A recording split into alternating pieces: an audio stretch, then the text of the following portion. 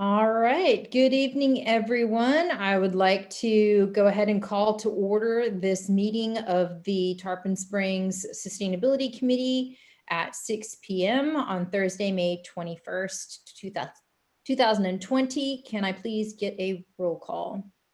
Chairman Larson. Present. Vice Chair Robinson.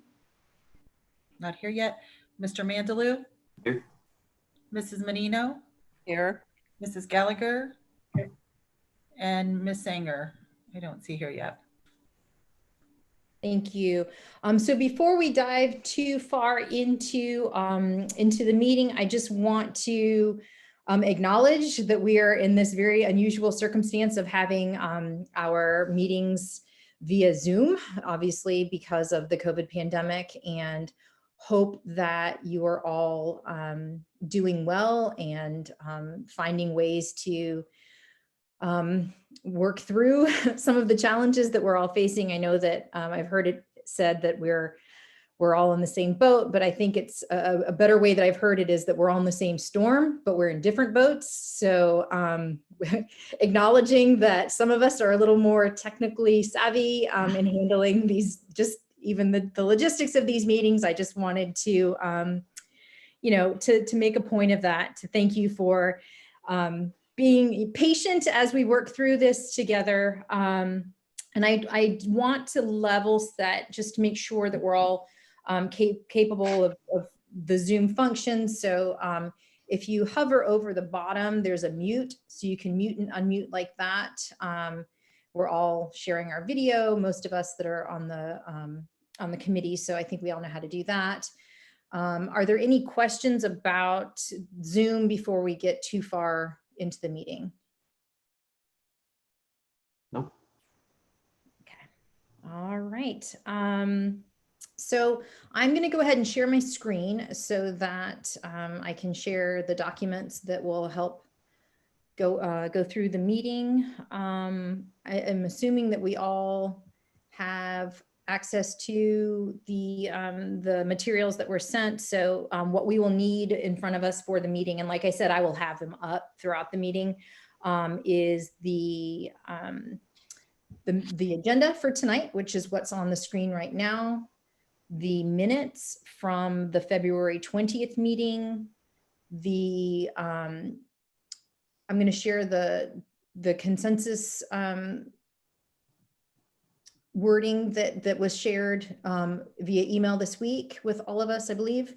And then I also have the draft of the presentation to the Board of Commissioners that we use and the review of the draft sustainability action plan. So I hope that we were all able to take a look at those materials, review what we have each done for the sustainability action plan. And like I said, I will share the documents throughout the meeting. So I guess the next order of business is to approve the minutes from February 20th from our last meeting together. So I would entertain a motion to accept those minutes. Motion to approve.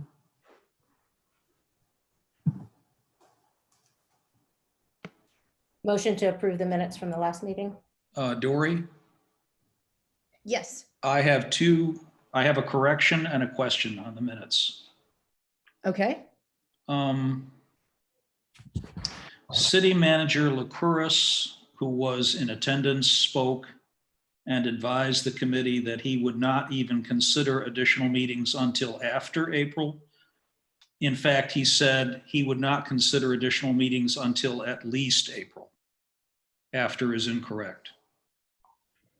I didn't catch that, I'm sorry, until today. Then at the bottom of the same page, vote on motion under number 4, discussion. Upon roll call vote, the motion carried, and I don't know what that next word is. UNANIMOUSLY.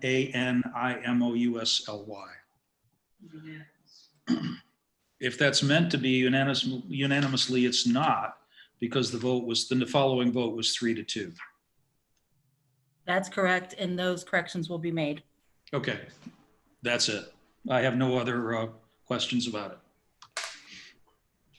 Okay, so then thank you for those corrections. Can I get a motion to approve the minutes with those amended corrections? So moved. Second? Second, thank you. That was motion by Mr. Robinson and second by Ms. Gallagher. Menino, thank you. Sorry, it's hard to see with the screen being shared. So we need a vote? Mrs. Gallagher, Yes. Mr. Mandalou, Yes. Ms. Menino, Yes, Vice Chair Robinson, Yes. Chair Larson. Yes. Thank you. Okay, our next order of business is to review the presentation to the Board of Commissioners. And I wanted, before we go through that, to take a look at the consensus language that was shared with us, and just make sure that we're all understanding that as we go through and discuss the presentation to the Board of Commissioners, and then also review the draft sustainability action plan, that suggesting that we use this as a frame of how we're doing our work, so that consensus does not mean that everyone thinks that the decision made is necessarily the best one, or that they're even sure that it will work. What it does mean is that coming to that decision, no one has felt that his or her position on the matter was misunderstood, or that it wasn't given a proper hearing. So hopefully everyone will think that this is the best decision. So what's required of us: cooperation, respect, struggle, listening, responsibility, and some ideas to build consensus, proposals for consensus on major points, or those with many viewpoints should be raised for the discussion in one meeting and then consensused upon at the following meeting. In order to block consensus, a member should be physically present at a meeting. So I guess we'll do that with raising a hand, or alerting the group that you're not in favor of consensus. If a member does not attend a meeting, that they're asserting that they're comfortable with the decisions of those who chose to attend, whether or not they agree, and the members are free to discuss their opposition for a consensus proposal, but stand aside without blocking it. So do we feel that these are some guideposts that we can work through? sure. Okay. Then I want to just kind of go through how I envisioned reviewing this document together. I hope to spend maybe like a half an hour on this process, and then we can spend the rest of the meeting going through the sustainability action plan. But if it takes us a little bit longer, then that's, so be it. So the slides were created based on the feedback that we put together at the last meeting in February. And the entire presentation to the Board of Commissioners is supposed to take between 10 and 15 minutes. So there are 24 slides that we have for this presentation. So that means that we're going to have to be succinct in the presentation. So and make specific points. So what I would like to see is us kind of go through slide by slide. And if you have specific points, especially based on the research and the writing that you did with the action plan, and having gone through that exercise, if there's points that you really would like to have brought forward to the commission on a particular slide, then please let me know. And then I can make amendments to the presentation and have it ready, hopefully to present to the Board of Commissioners. It's the composition of the presentation is mainly 4 points. So the first is the rationale for taking action, like why we're presenting these urgent statements of why there's action needed. The second is to explain what the sustainability action plan is. The third segment is to demonstrate to the commission the work that we've done to date. And then the last part are the future recommendations that we'd like to offer for the board to consider. So does that, are there any questions about the purpose of the presentation, who the audience is, what we're trying to do with the presentation? No. Okay. And then are there any questions about how we're going to go through and review this together tonight?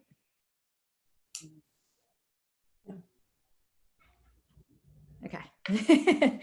All right. So the first slide is just a general overview of what sustainability is. We had agreed upon this image before, looking at where resilience fits in with sustainability. Are there any thoughts or comments about this slide?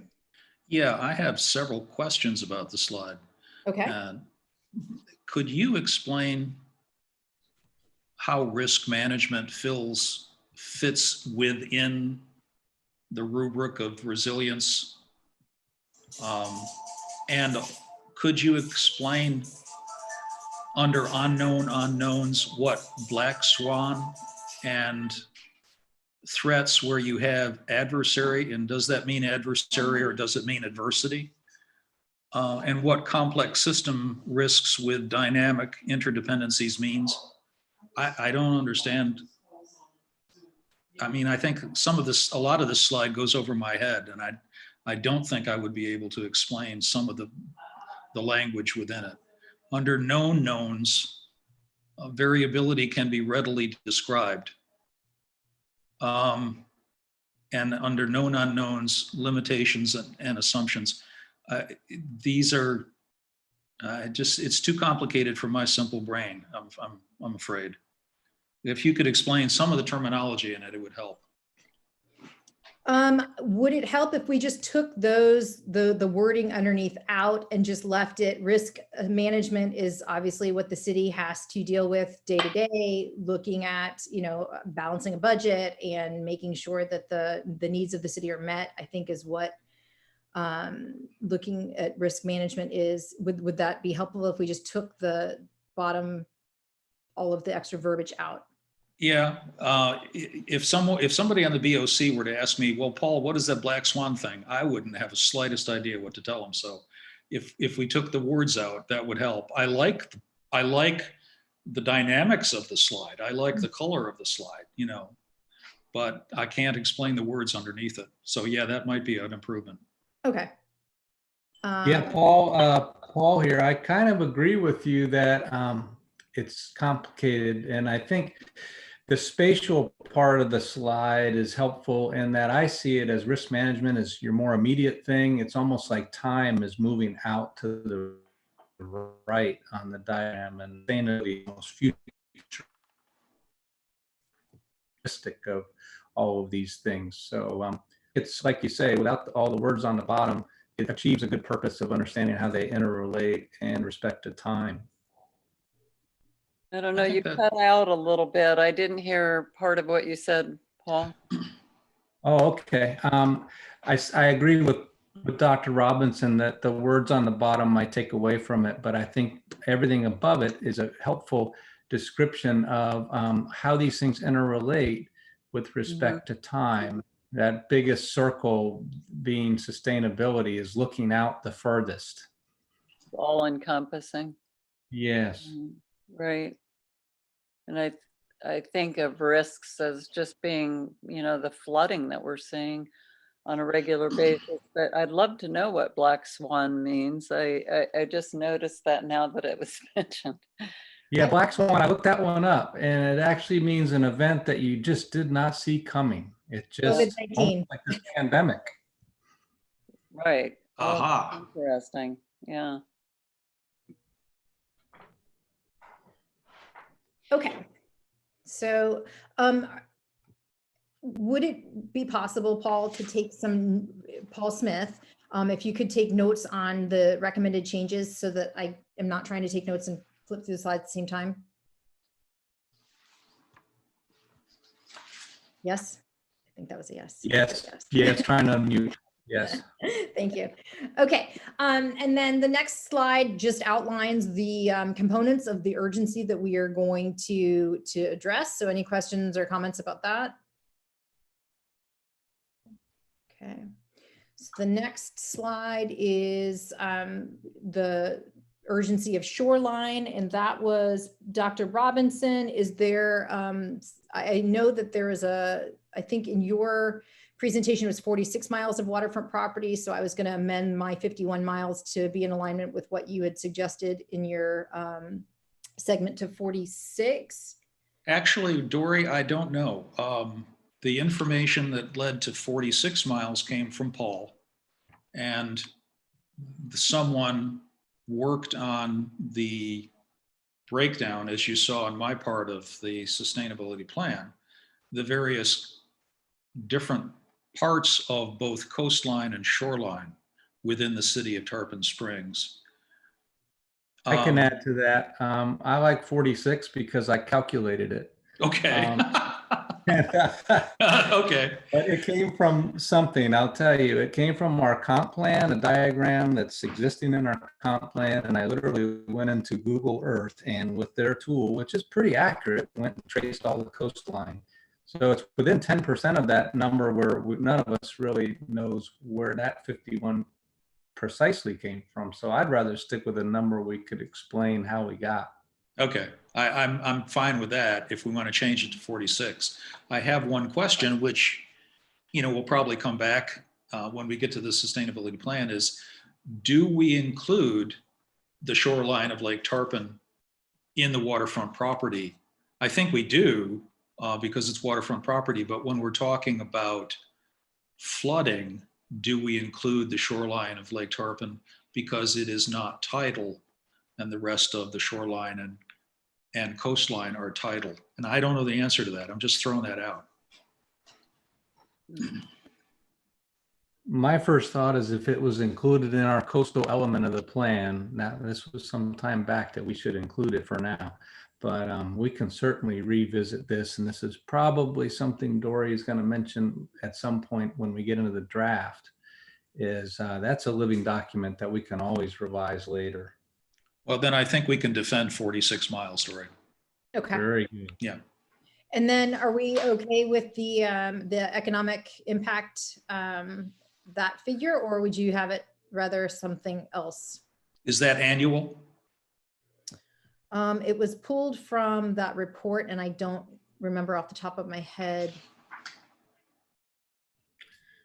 I remember Denise had some numbers she pulled from a report in It her was the same write-up. thing, probably. It was probably the same city document, but I did not see whether it was annual. I would assume, but I think we'll have to double check that.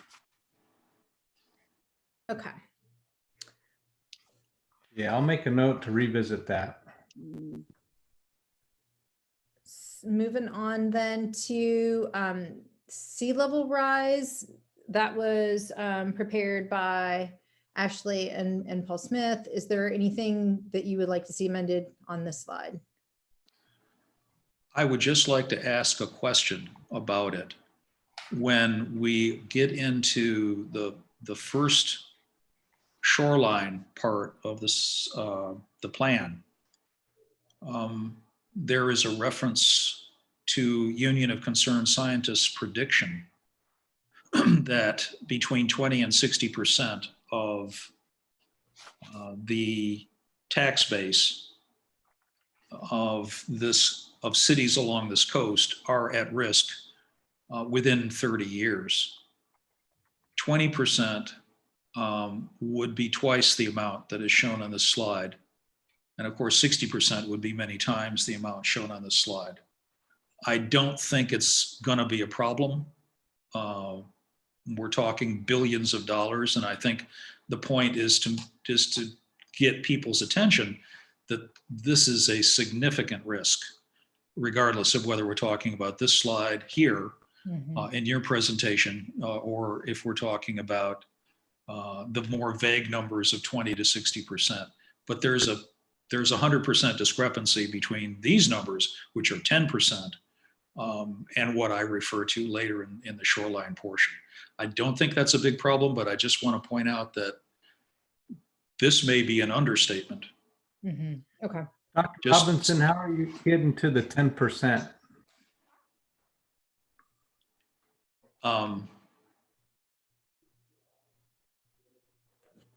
Good question. How did I get to that idea? If you'd asked me 2 hours ago, I would know the answer, Paul. If Wow. you want to send me a note later, let that's me fine. work. Yeah, I had a really good response to that question and I've forgotten it. Okay. Sorry about that. That's all right. This totals 21.6 billion, and somewhere I've got a larger, boy, I can't pull it up. Wow, that's embarrassing. Sorry. That's okay. Okay, I will get back to you on that. Any All other right. any other points on the sea level rise slide? All right, moving on then to heat index. I think that Taylor, that was you that worked on the heat index. Mhm. Is there anything that you would like to see amended here, presenting to the board?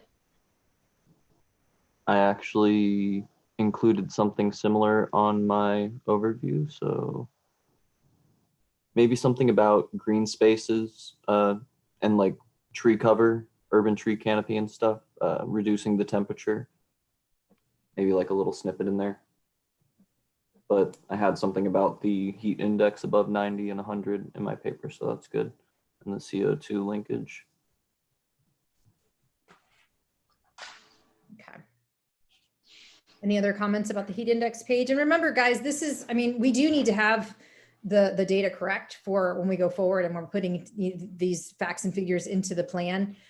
This is, you know, it's not a drill down on each one of these topics. It's just trying to empower the Board of Commissioners with reasons to take action. So I think that if we're giving them that high level, this is one of the things we need to be concerned about and on your radar. I think that's kind of what we're trying to get accomplished. So, okay. Moving on then, I guess, to the public health. I left, the slide looks kind of empty, and I think it's just because this graphic was so big that you have to have it look like that in order to read it. Are we like to get some feedback on the public health slide? And I think that was Dr. Robinson as well. Maybe not the content of what's on there, but maybe bring the left side down into the center of that a little bit, just to balance the graphics. Okay. That's all. But I can barely read it on my screen here. I guess specifically, Dory, what are your talking points when this is presented? If I switch it, I can't see the talking points in my PowerPoint. And let me actually try to pull up the PowerPoint and see if, do you guys see the PowerPoint now, or what, or do you No. still have the first slide? You're seeing your screen, just the. In the Google, or I guess you're Still on. seeing the Google. Okay. If you would stop your screen share, you can restart your screen share and select the PowerPoint if you have that active. I do. Okay. Let me just. And while Dory's doing that, I'd like to add, Paul, I just noticed, I really liked your work in the plan draft that you talked about 6 impacts from public health, for public health. And this slide seems to talk about 8. I think we got plenty more than we need with 6, but we might want. Yeah, precisely. I wasn't going to mention that, but if you look at this slide, I can't see the whole slide because let me minimize. There we go. If you look at the whole slide, this is cute, okay? But the Florida Clinicians for Climate Action that I'm a member of is the Florida chapter of the Medical Society Consortium. And the Medical Society Consortium talks about the 6 main risk factors for health from climate change. 3 of the, and FCCA, used this term heat wave because we thought it was catchy. We thought it would get people's attention. But if you look at E for exacerbate heart and lung conditions, and asthma, A, and the other A, allergies, all three of those are due to air pollution. And if you just take the other 5, those are your other 5 risk factors. So there isn't a conflict here, but you have to be aware that exacerbate heart and lung conditions, asthma, and allergies are all references to the impact of air pollution on human health. And I think back to Dory's point, no matter how you slice it or count it, it's all bad, right? Right. So that's what I have. I mean, I can just make those points that there's these health impacts are 4 main categories: direct impacts, disease spread, disrupting food supply, and disrupting well-being. I think that if I just mention that I think that that's enough of an overview to give them what they need. Does that help answer, Karen? All right, I'm gonna switch it back to the other share. Okay. If anybody asks you about it, Dory, it might be a surprise to people that air pollution exacerbates heart conditions. Right. It shouldn't be a surprise that it exacerbates lung conditions, but in fact, it precipitates irregular heartbeat, sudden cardiac death, and cerebral stroke. Right. So, yeah. Okay. All right, let's move on then to quality of life. And that was Denise. Are there points that you would like to bring out? I think that this is going, whoops, am I muted? No. No, you're good. It's going to be long enough that it doesn't need to be fleshed out. In fact, in writing my section, thought I was only writing it for the introduction, so I didn't flesh it out the way that I might have had I understood differently. No, I think But you're right. Just touching those points, it's equity, walkability, having, I think, good health is part of quality of life. That was in the slide before. That's a significant aspect of quality of life, because you can't enjoy any of the below without good health. Exactly. Right. And to your point, Denise, a lot of these are really interrelated. Like Right.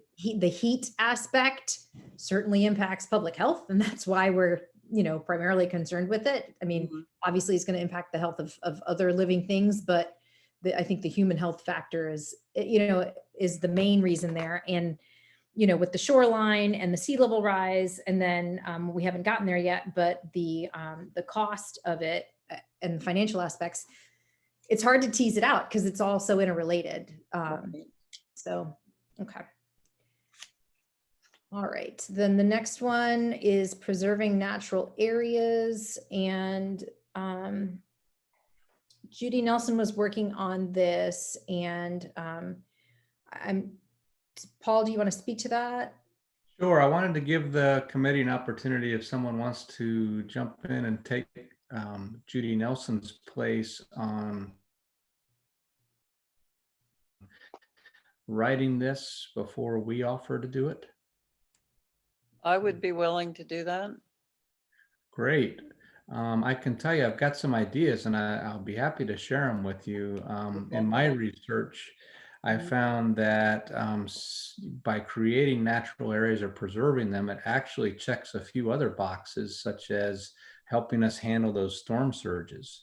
It sort of acts like a battery if you've got a place for that water to go into these wetlands, and natural shorelines and those sorts of things. So these are actually solutions as well as quality of life type of things. So. Okay. Thank you, Denise, for volunteering to do that. It's appreciated. And I guess I would just like to thank Judy Nelson for her participation up to this point with being on the sustainability committee. All right, so the next section is the financial impact, and there is not a real pretty picture here. Apologies about that, Karen. So if there's something that you would like to add, I'd be happy to entertain that. No, I couldn't really create any kind of a graph that I felt comfortable creating based on the data, et cetera. And I will tell you, if you haven't read that article that was that there's a link to there, it's kind of eye-opening. If you get to read, I mean, that actually caused me to dig really deep into that section of it. And just a note with where it says some investors have already begun to factor climate change into their decisions. That's going to be really costly for the city to borrow money if we are able to borrow money. You know, people are looking at that saying, maybe we, you know, there's an indication where one investor commented, you know, we don't know that we want to invest in these bonds for Miami. We don't know what Miami's going to look like in 30 years. So that's making their decision whether or not they want to make those investments. And so it's really important. And the flip side to that is they're looking at what are we doing to mitigate these problems. So if we're not doing something to mitigate the changes that are coming, again, that impacts the decision whether or not they want to loan, you know, take on the bonds. And then do the flip side of that is how do we get the money to take care of those disasters once they've happened? So it's like kind of a vicious circle. So I don't necessarily have a really cute slide or anything with color to throw in there, but Maybe you could show a picture of a dollar sign sinking into the water. Sure, you could find one of those. This is happening right now on the Florida Keys, you know, that they're making very, very hard choices on whether to continue to work on the roads down there, the causeways, and that's happening right now. well, and I'll tell you the other interesting part. And again, it's so funny when I started doing the financial impact, I know it intertwined a lot with like tourism and also health concerns, et cetera, because all of those tie together. But some of that came back to, as Denise is commenting, that even FEMA is looking at not rebuilding some of the properties, but buying these people out. It's actually cheaper than giving them money to rebuild 4, 5, 6 times after these damages are occurring. So it's just another little impact that occurs to cities and to, you know, homeowners, et cetera. So that's just my comment on it, but I don't have a cute slide for you. I'm sorry. No, that's totally fine. You can tell I couldn't come up with anything either. So that's where we're at with that. So the points that I think that we need to really make with this is that lending institutions have already started to factor climate change into their decisions, and that the city needs to stay ahead of it, or could be facing not being able to secure funding for the bonds that we need to complete projects, and that they're looking at municipalities that have planning and have looked at having mitigation efforts as those that they are maybe more likely to offer funding to. Right. They're kind of taking that into, I mean, I stuck it in my verbiage here. One of the, yeah, I think it was the Moody's person or something. It was a quote from. Basically, she said her actual quote was, while we'll be looking at the data on rising sea levels and who may be more vulnerable, we'll also be looking to see what these governments are doing to mitigate the impact.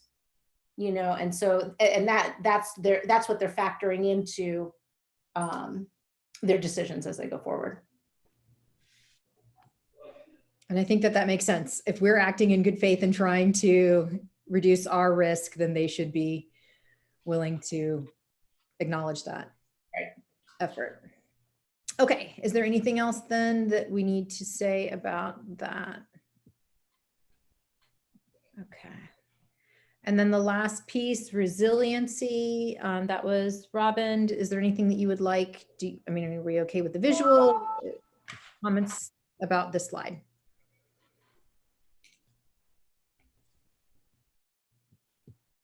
Robin, if you're talking, you are muted. We can't hear you. Can you hear me? Now we can. Yep. Okay, very good. No, I think that's fine. Okay. Any other comments about the slide? Nope. Okay, then the next is the work completed to date. So I was going to put a picture here of us.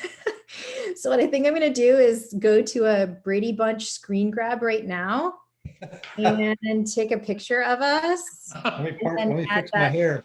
Yeah, I know. Wasn't ready. Sorry, guys. Sorry, not much forewarning, but there we go. Okay. So I got that. Perfect. We'll just add that in. And then just any other comments about, I mean, this is just, it is what it is. These are our meeting times and this is what we're doing. The next is the work that's been done to date, which is the creation of the website. And so I add the link there so they can see it and access it. Comments about that? Okay. The next slide is we did a review of current city sustainability activities, and we had the presentation from city staff about actions the city staff has taken. Comments or questions about that? Okay. We did a review of examples of other sustainability action plans and heard presentations from Sarasota and Largo, and reviewed the documents from West Palm Beach's Sustainability Action Plan. Questions or comments about that? Okay. And the next is we have started to draft our own sustainability action plan. So I just want to say, I mean, we'll talk about this more obviously when we get there, but I'm really very thankful to each of you for being able to chunk this out and everyone take a piece of it and get started with the first draft. I think that makes me really happy that we were able to continue moving forward with some action during COVID, while things may have seemed like they were not moving forward, at least in in-person meetings, but it was good to be able to be working on something. I know that I appreciated the opportunity to be working on something while we were all having to postpone for COVID. Any questions or comments about this slide? Okay. I just wanted to add, I'm very pleased with how much work this group has already done. I think it's pretty impressive when you start looking at work completed to date. And I'm talking about even before we got to this outline, reviewing all those plans, looking at things we've done in the past. So I think it's going to be impressive. I've sat on several volunteer boards in the past, and I can say the amount of work you all have done in this short period of time is impressive. Thank you for adding that, Paul. Okay. So the next slide is just explaining what a sustainability action plan is. They hopefully should have some idea of what a sustainability action plan is, because that's what we were charged with doing in our resolution to form our group.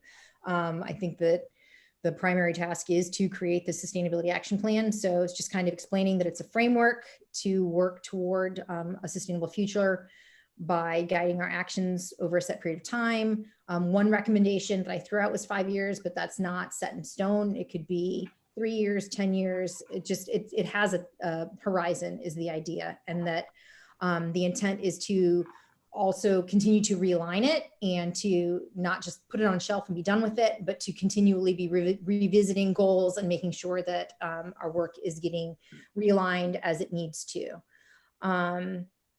It establishes goals, objectives, strategies, timelines, metrics, and responsible parties in each of the topic areas. And obviously we have not gotten to what those topic areas are going to be yet, because that's going to be dependent on public input, but just kind of, this is what a sustainability action plan is. Are there questions or comments about that? I really like the phrase living document. If we can somehow use that here as a living, evolving document that guides us over time? Absolutely. Let me make a note of that so that when I present it, make sure that I use that. Yeah, and I'm doing that for you, Dory. Oh, I'll send okay. Okay. Thank you, Paul. through my The original the document. parenthetical phrase, one recommendation could be 5 years. You might not want to use that phrase. Okay. If you look at the time frame of our being appointed / elected to this board, a 5-year plan would leave a bunch of us no longer as part of this committee. So I don't know that I would want to say 5 years if I were, presenting this. Just a thought. And I Would think you I want it to remember. be shorter or longer? Sorry. Would you want it to be shorter or?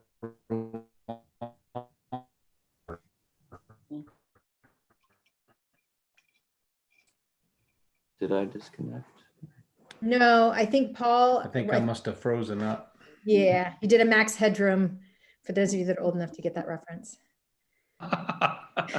Okay. Oops. I know what that is. Did you hear? My question was, do you want it to be shorter Oh no. or longer than 5 years? How about that? What do Ty? you think the board would be happy to hear, Paul? What do you think their anticipation is here? Oh, if I knew the answer to that, I'd be. Okay, and I'd then be put that good. in the context of the fact that Largo is redoing their entire plan and adding a resiliency section in less than 5 years. Wow. At I this, don't know. at this point, you need to put a recommendation. Could you just take that parenthetical statement out for this, for the purpose of what we're doing right now? Sure, I think that makes sense. I think I've heard one of the other cities or somebody presenting to us say that it could take around 2 years. So maybe like a 2 to 5 years. I don't know.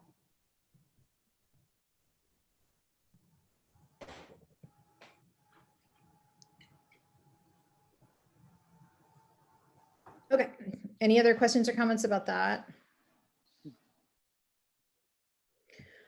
Okay, the other work that we've done is the review of resources and partnerships. We've dug up, unearthed, excavated the 2008 agreement that that the mayors and commission signed on to.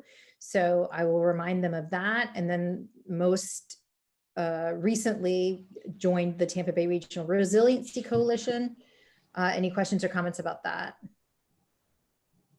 Okay, so work completed to date. Baseline data are important measurements of progress, and we're working through baseline parameters. So they may include greenhouse gas emissions, energy use, water use, waste production. Is there anything else? I mean, we let them know staff is working with Duke to collect that electrical baseline data. Mm-hmm.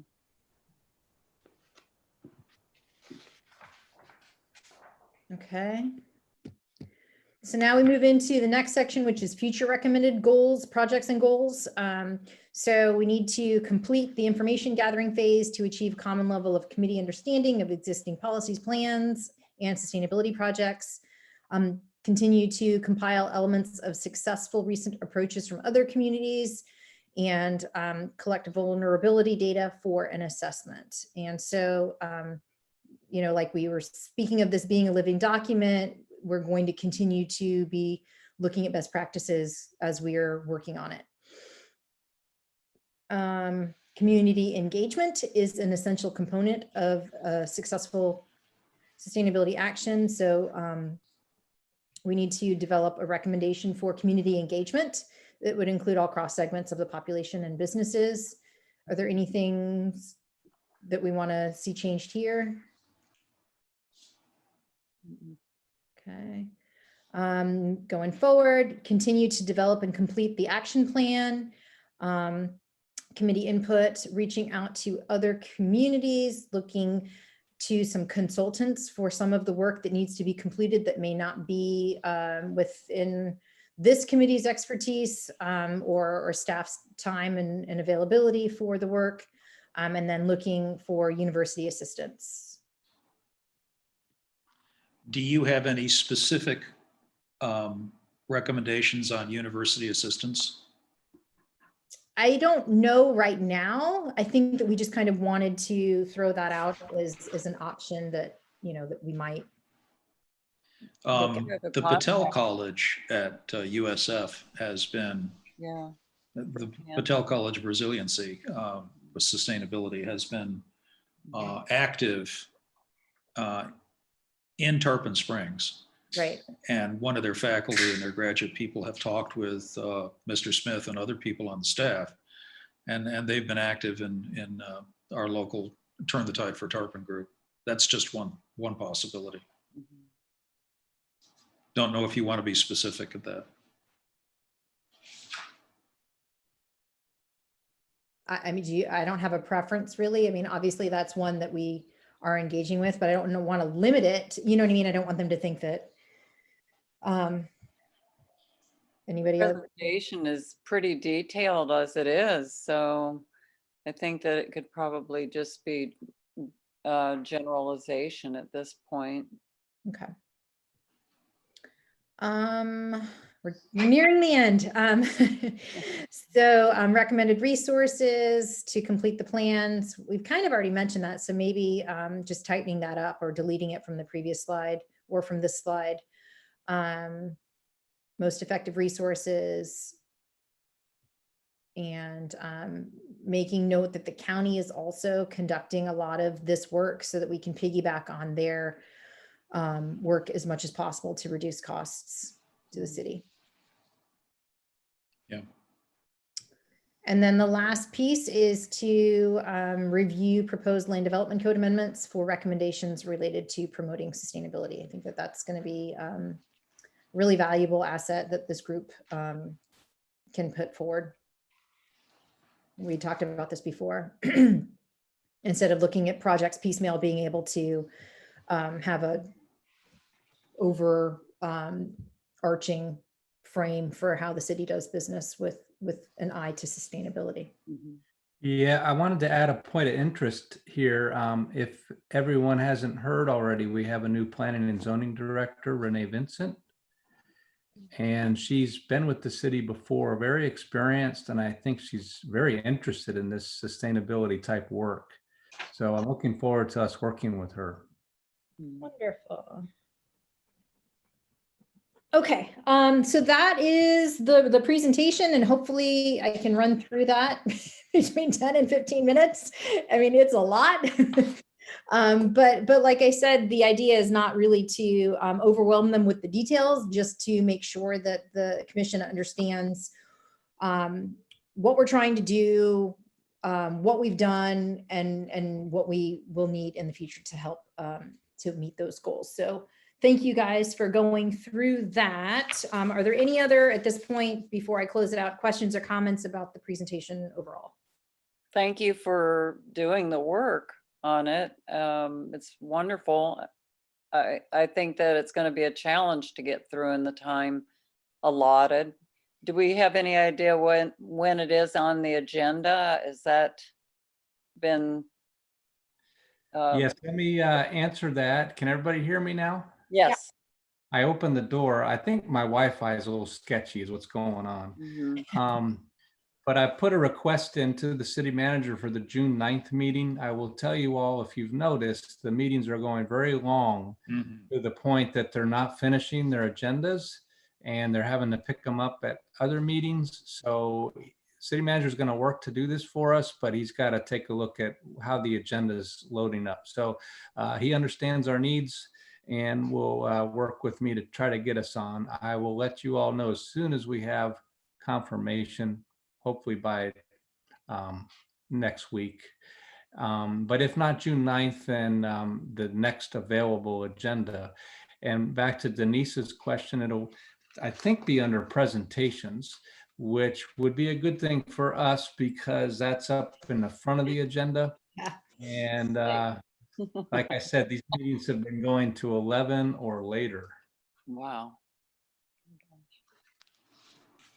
That So good news is maybe they'll spend a lot of time asking us questions with interest in what we're doing. I got a feeling they might. Mhm.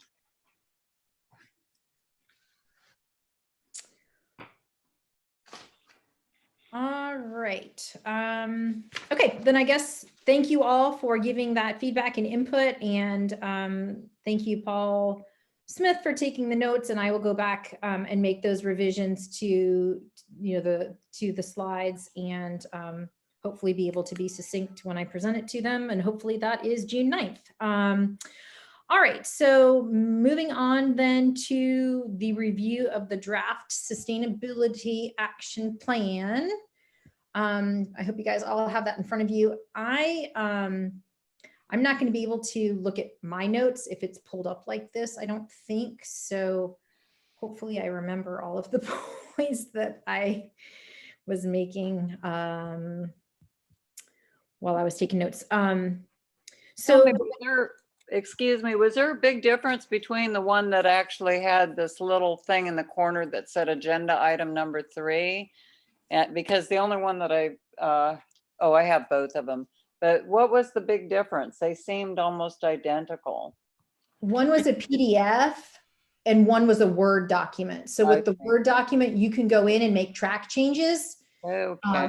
And be able to keep track of what the document looked like, and then your comments on the side. And then the other is just a PDF, and that's what I have pulled up here. So my understanding is that Paul just compiled all of the things that we sent to him, and did not do any editing. And this is just basically a compilation of all of the things that we contributed. So I would like to again say thank you to everyone for all of the work that went into this. I think that us having gone through this exercise is going to help us to be more knowledgeable about each of the topics, and just have a better understanding and more knowledge about the reasons why. And with what we just went through, I just want to emphasize that the goal of the Sustainability Action Plan is just to create a framework. This isn't a final product by any means. This was an amazing job of getting a pencil to pen or ideas to paper quickly. And I think that we also need to remember that this is just an introduction, the different components that we were assigned. So it's not meant to be the plan itself. It's just the rationale of the important reasons to take action. So I think that when we are going through this document tonight, I would like to keep it kind of high level. I don't know that we need to get real specific with the nitty gritty of the edits. So the recommendations for each other just kind of higher level. And let me see, I wanted to make another point. So give me just a second. So the topics, remember those came from the last meeting where we just kind of popcorned out ideas of why the city needs to take action on a sustainability action plan. So they aren't necessarily in the order that they might wind up in a final draft. But just to reemphasize, I think that we want to make this, we're going to have to condense this because it's 30 something pages. And if you look at the other action plans, they're like 100 pages, 150 pages total. So, this is not necessarily the solutions, or we have to have the answers in our segments. It's just trying to highlight the importance to the city of taking action. So, these are not the focus areas that we have not agreed to focus areas yet. We're not there. This is just a brief intro.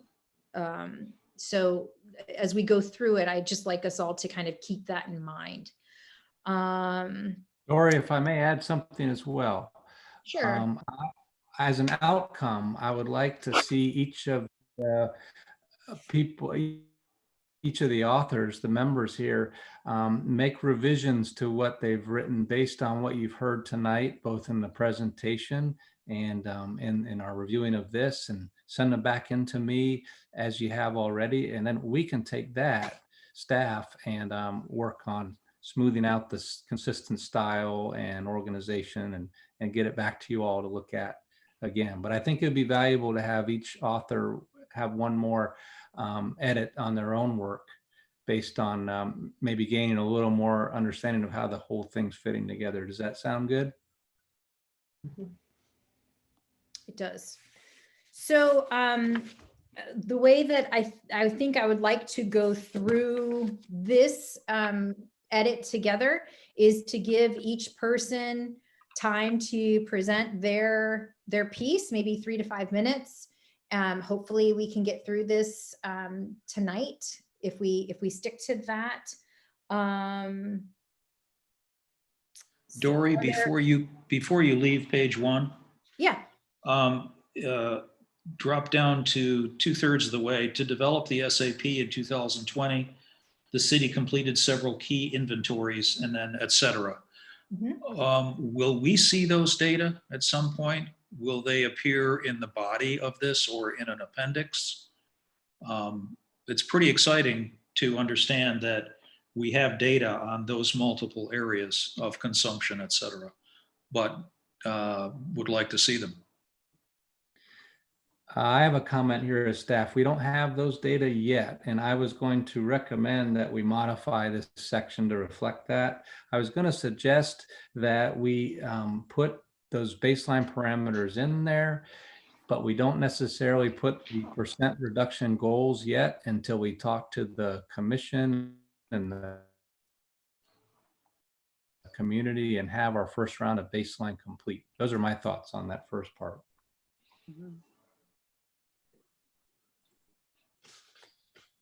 I think that's a good question, and yeah, a good approach. I think that ideally we would have, I mean, obviously we're going to have these inventories completed before the plan is completed so that we know what the goals are and what the targets are. I put it in there just so that we could see that that's what we're going towards. So they may not necessarily be complete by 2020. I mean, obviously in light of COVID and some of the time backups that we're all experiencing, but yeah, that's a good point. So are there any other questions about what we're going to do tonight, going through this document, the process of going through it before we get into it?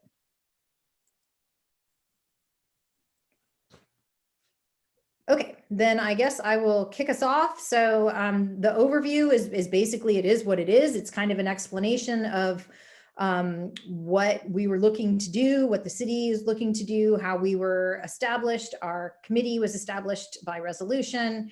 Then going through the approach that we will take, which is a collaborative approach across all of the departments within the city and with partners outside of the city staff. You know, what we're trying to do is to get these key inventories so that we have a better picture of where we are, so that we can set goals on where we would like to be by a set time. Obviously wanting to reduce those greenhouse gas emissions and being able to meet those targets, like I said, is going to require cooperation and partnerships from nonprofits, residents, organizations, businesses, and just kind of explaining that the Sustainability Action Plan is going to assess what we've got so far and be able to make improvements to those efforts that are already underway. And that's pretty much, you know, down and dirty of that section. It's kind of laying out what we plan to, like how we got to where we are, what we plan on doing with the Sustainability Action Plan. Any questions about that section?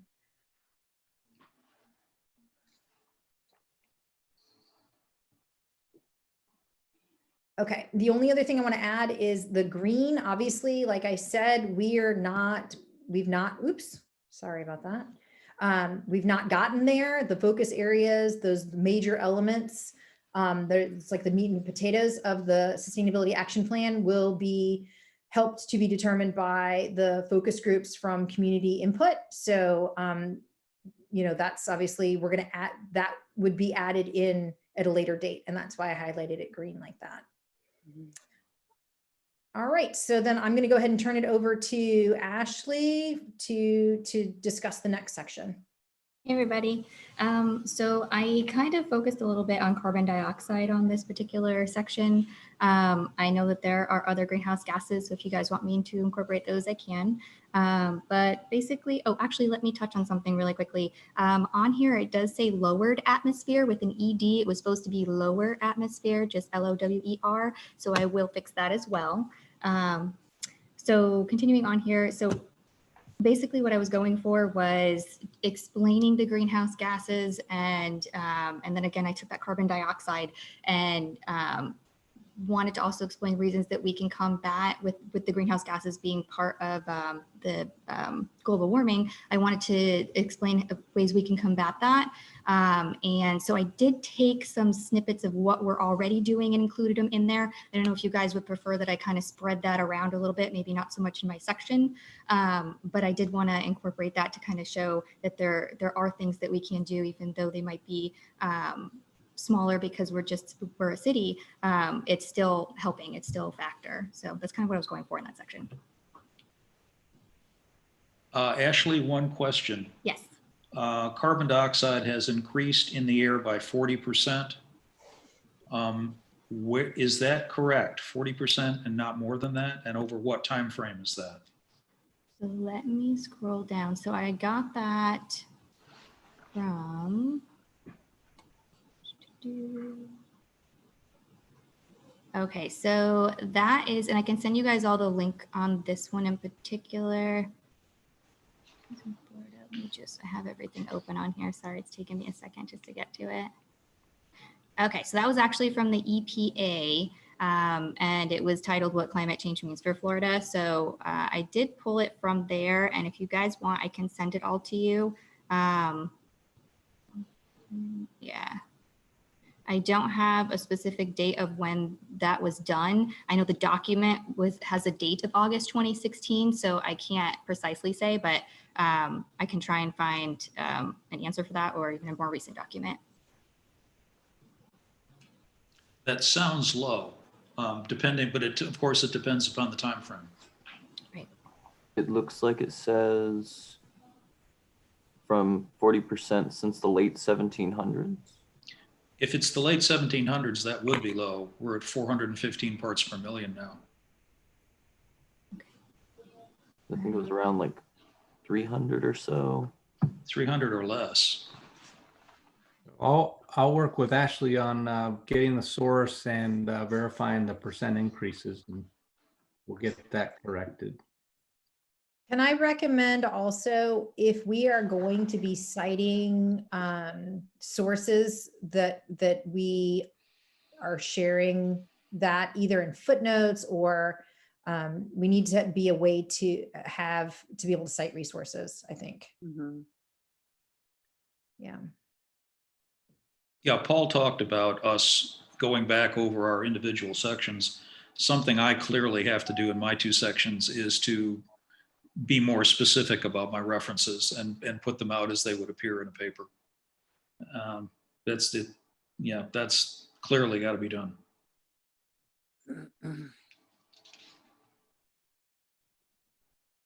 Any other comments or questions for Ashley? Okay, then let's go on to Dr. Robinson's section on the shoreline. Okay.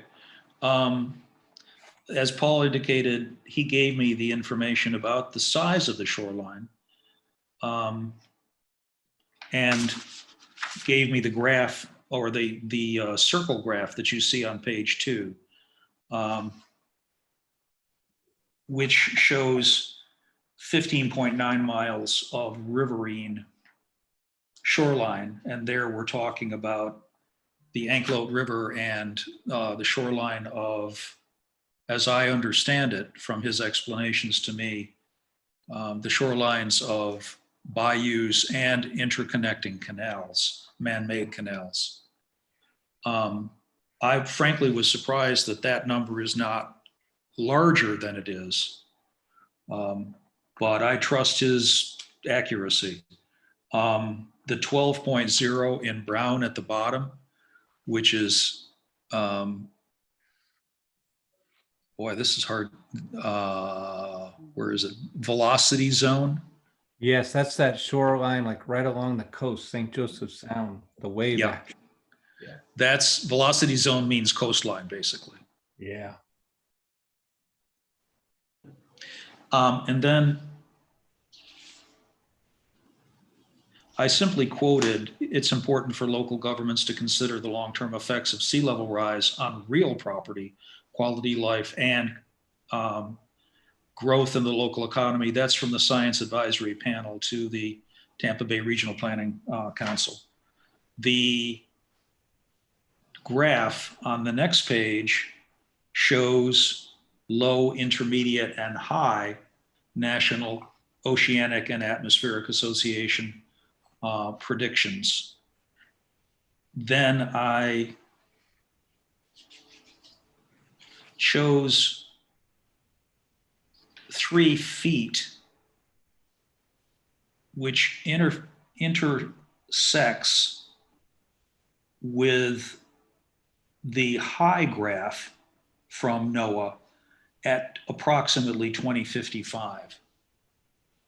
And the reason I chose 2055 rather than 2050 was because of the following interactive maps of also by NOAA, which you can access online. They're really informative. If you have not used them, they are quite informative and useful to go through. There's a lot more information than just what I put on this page, but those interactive maps show you areas that become submerged or become underwater, and those are shown in light blue on the second or the lower of the 2 maps. There's no 2.5 or 2.95, so I chose 3 feet because it goes in increments of 1 feet as you interact with that map. I hope that confused everybody. Anyway, so instead of using 2.5, I used 3 feet specifically so it would interface with these interactive maps. And then everybody is obviously concerned about storm surge, flooding in a major way for obvious reasons. But I wanted to put in information from the Union of Concerned Scientists about nuisance flooding, because nuisance flooding is kind of the creeping risk that our community faces. They're scientists, and by the way, they are a product of Massachusetts Institute of Technology, both faculty and graduate students. They have found that nuisance flooding, when it leads to flooding of every other week or greater, tends to cause people to leave. And so I wanted to introduce the concept of nuisance flooding or rainy day flooding or whatever euphemism you want to use to be a risk that maybe people don't think in terms of. And then the following page, the maps of Florida. The legend at the bottom of that, and this is also from UCS, Florida leads the nation in the number of homes at risk of chronic inundation.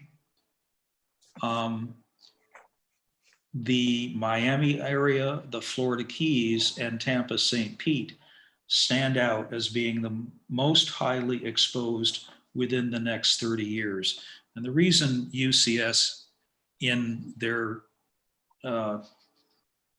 paper Underwater chose 30 years is that they wanted the concept of what can happen within the context of a 30-year mortgage taken out today. Mhm. Basically, that's it, Dory. All right, thank you. I have a question just about the, I guess, permission to use some of these graphs. Do we need to research, like, are these open source, or are we going to get in trouble with using any of these documents? Obviously, the first one, the Shoreline, Paul created that. I think Right. that's safe. I think it's always wise before you publish to send a letter just as a courtesy to each publication and ask their permission to use. Most of these, I mean, certainly the NOAA interactive maps are open source. All of these should be considered open source, and I believe they're not a problem. However, I think it's always a wise idea to communicate before you actually publish somebody else's maps or graphs.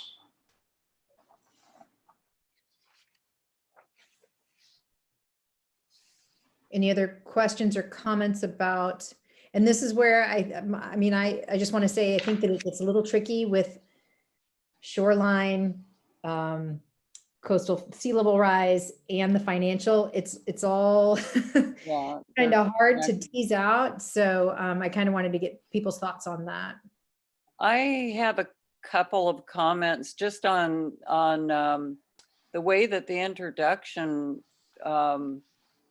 is, to my mind, is that we're writing descriptions or effects of climate change in the sustainability plan without getting into the meat of it. This seems, with the graphs and these really detailed fleshed out backing, the proof of what's going on, might not be necessary in just the introduction. It might be saved for later, so the introduction might be the preview of the coming attractions, and then in the meat of the document, we would include some of the graphs and the more explicit research that has been done.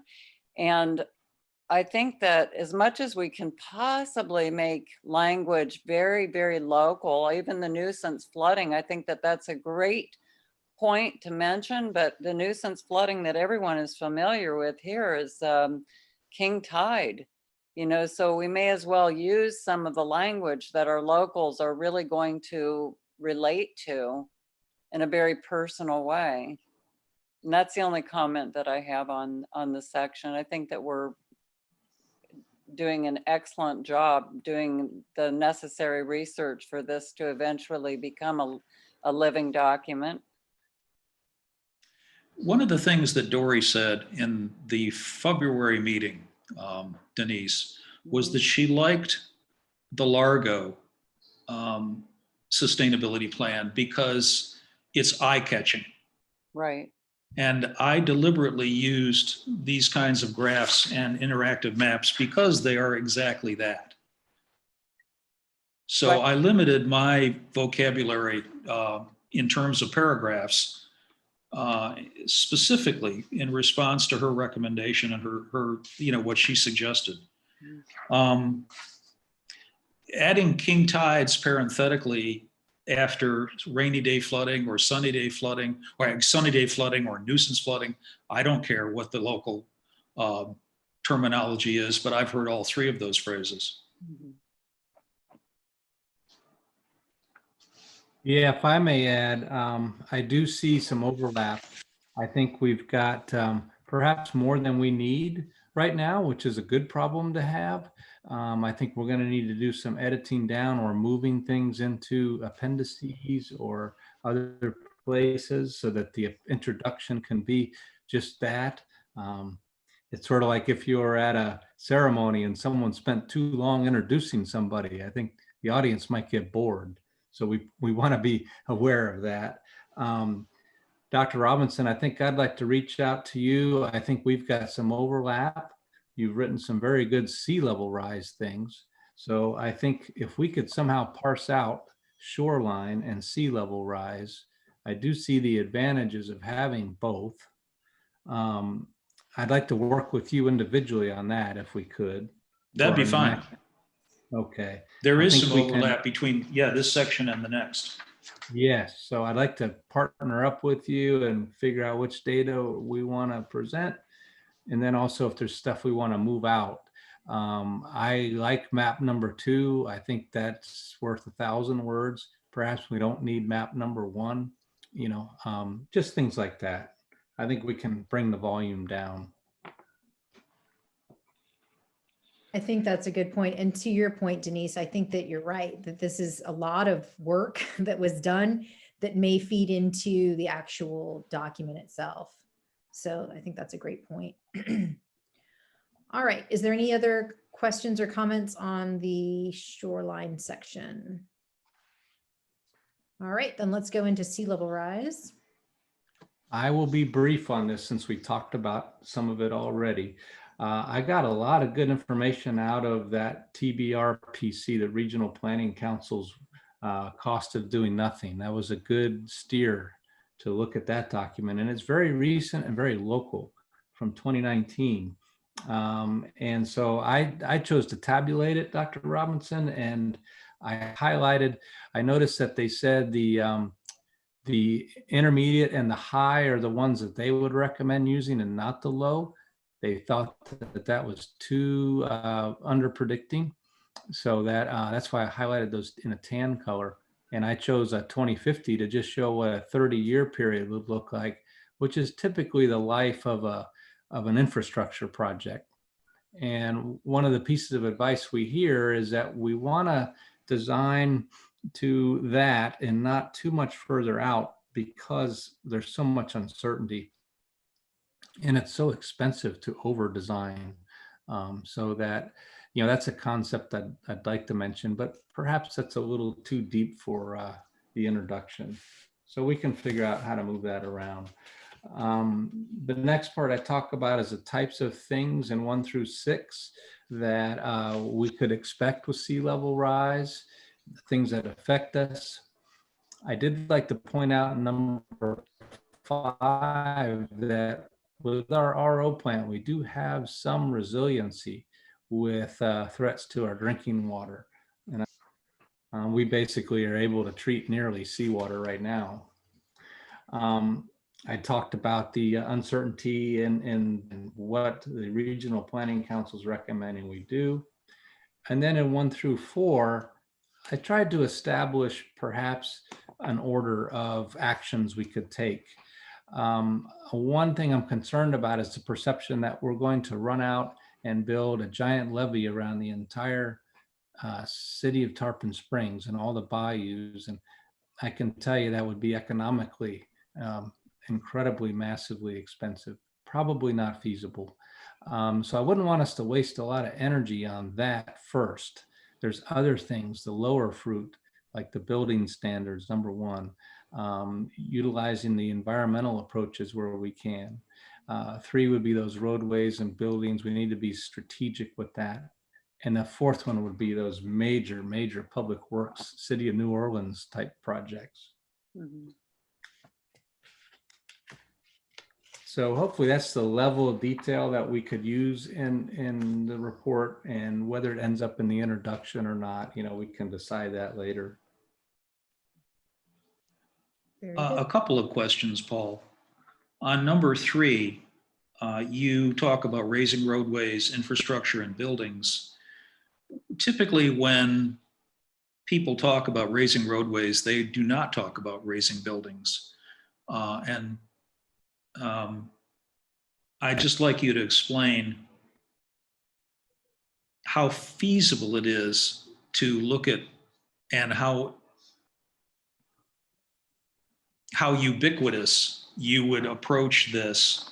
Because when I've talked with a mayor in the past about this concept, he talks about raising roadways and says, what have you accomplished? The houses, the buildings are still down at the same level where you started. So maybe you've met code with your roadways, but what have you done for the people? I can tell you, I think it's at North Miami Beach is working through this right now. And they've done some things where they've raised roadways, but they've left some of the buildings at the same elevation, but they've designed drainage structures so that parts of the sidewalk, I guess, are able to flood and drain down in a storm.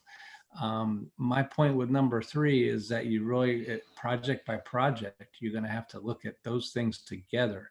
It's more than just adding a few feet of dirt and paving it on a roadway.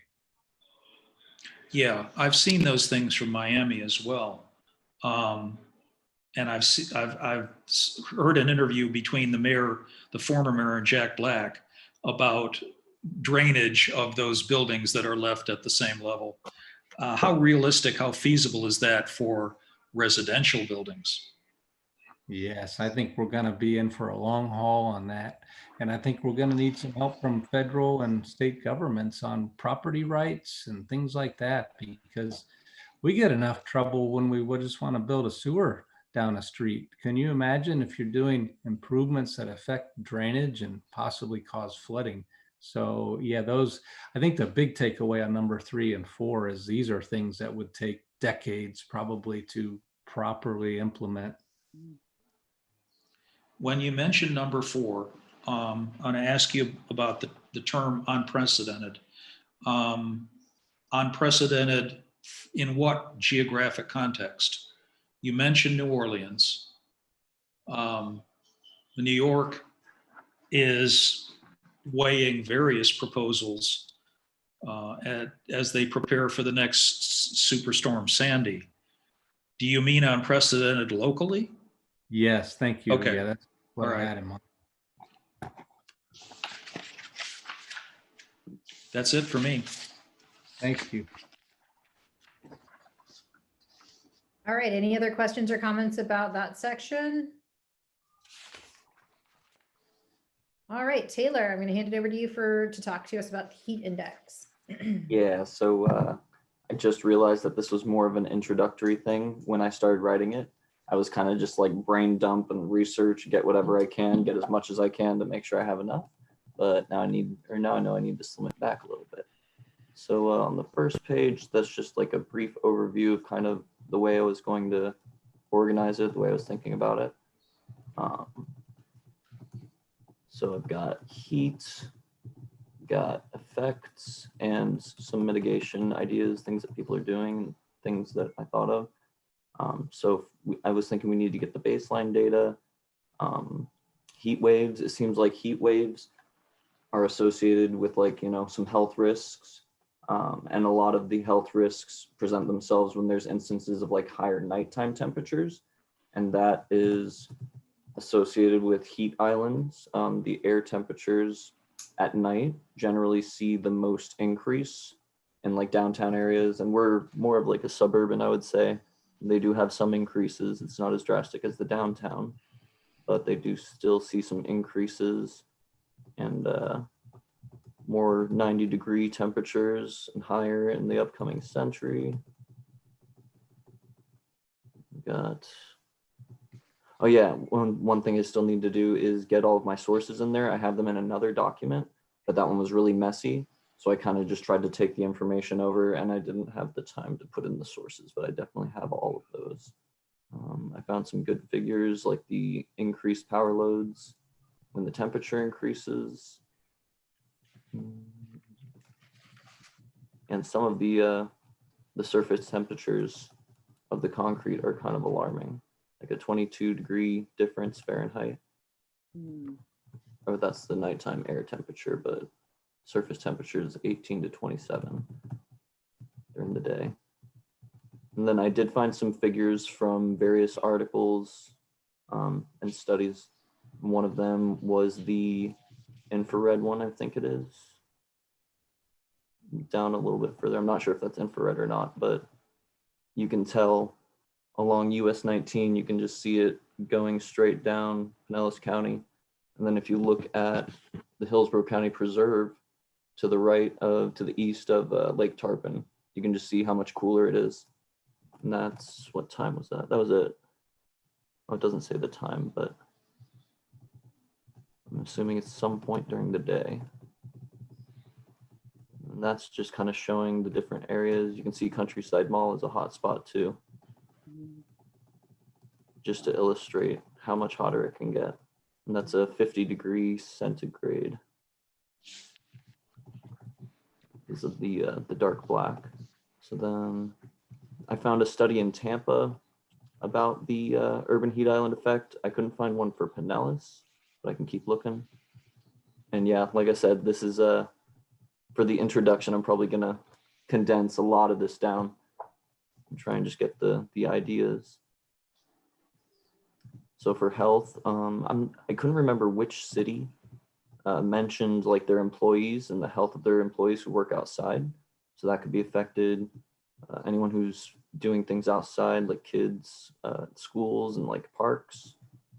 And it also, heat waves have an effect on the weather as well, which, you know, that can affect the runoff and all that. It seems like there's storms after like 3 heat waves or 3 days of heat waves. You seem to experience more storms.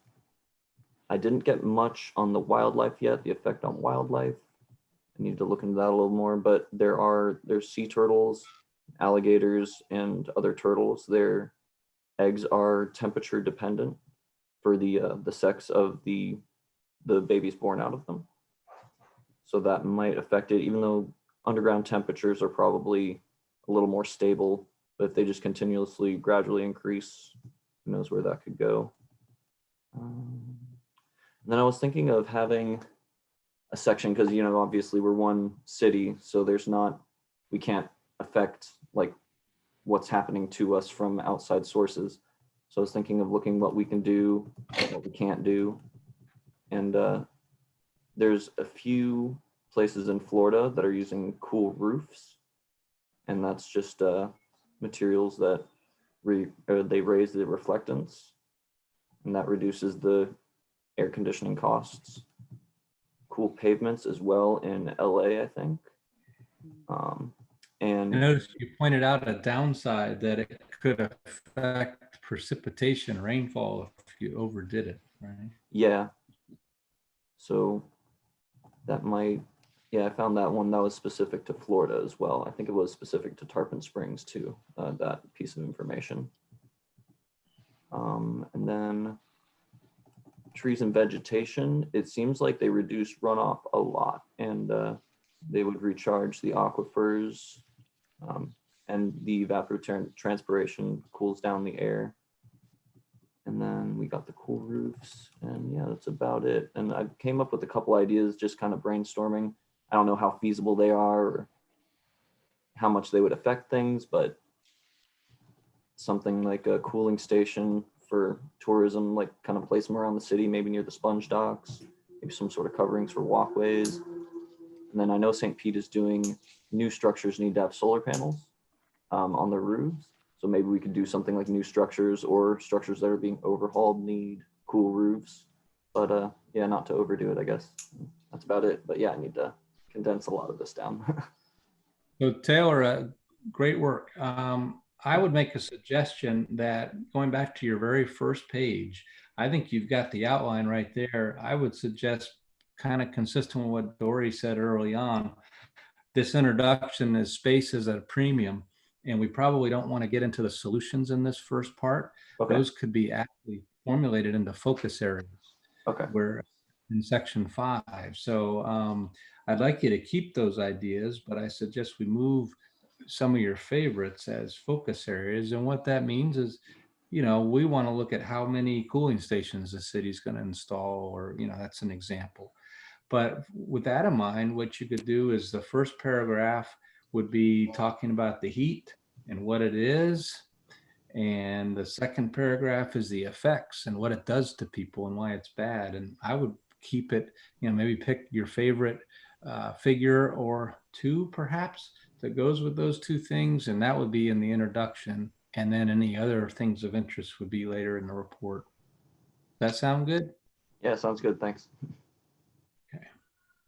Taylor, under heat baseline data, you say need baseline temperature, heat wave, and urban heat index data for Tarpon. Are you familiar with the WeatherStem site in Tarpon? WeatherStem site? No.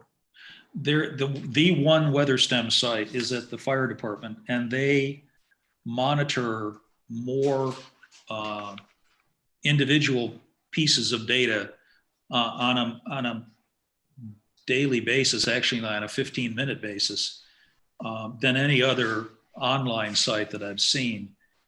In fact, just as an example, last July 4th, and I kind of follow them from time to time, they showed that we had a wet bulb globe temperature of 92.9 degrees Fahrenheit, which was startling because 95 degrees Fahrenheit is fatal for all humans, regardless of physical conditioning, acclimation, or age.